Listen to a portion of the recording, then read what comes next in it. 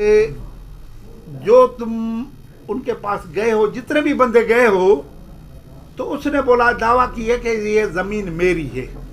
मैं साबित करना चाहता हूँ कि उसकी ज़मीन नहीं है, ये ज़मीन हमारी है।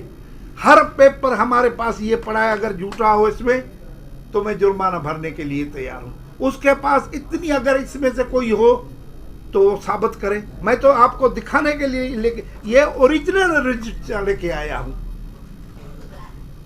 मेरे कॉन्फ्रेंस करने का ये मकसद था। लोग रोज़ाना मेरे से पूछ रहे थे कि भाई आप क्यों नहीं अपना मौक़िफ़ क्यों नहीं पेश करते, आप झूठे हो क्या? मैंने बोला हम झूठे नहीं हैं, उसको कहने दो, भले कहता रहे, हम बाद में अपना जो भी सबूत है हम लेके जाएंगे। हम अपना सबूत लेके आए, अगर उसके पास है, कल तुम्हारे पास ले आए, मुझे मंगवा देना, मैं आ जाऊंगा, इधर ही बैठ के बात करेंगे।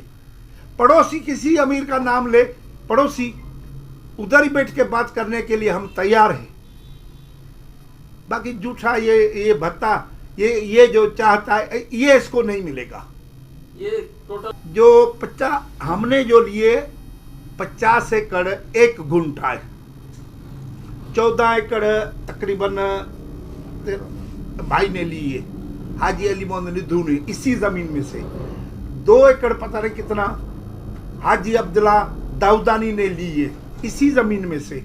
हम कहते हैं ये अपना हमारे छेड़छाड़ न करे, फायरिंग करता है, रोजाना रात को फायरिंग करता है।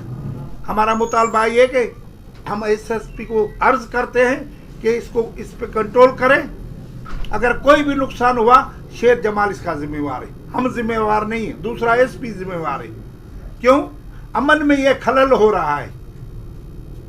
हम अमन पसंद आदमी हैं, हम चाहते हैं कि अमन हो।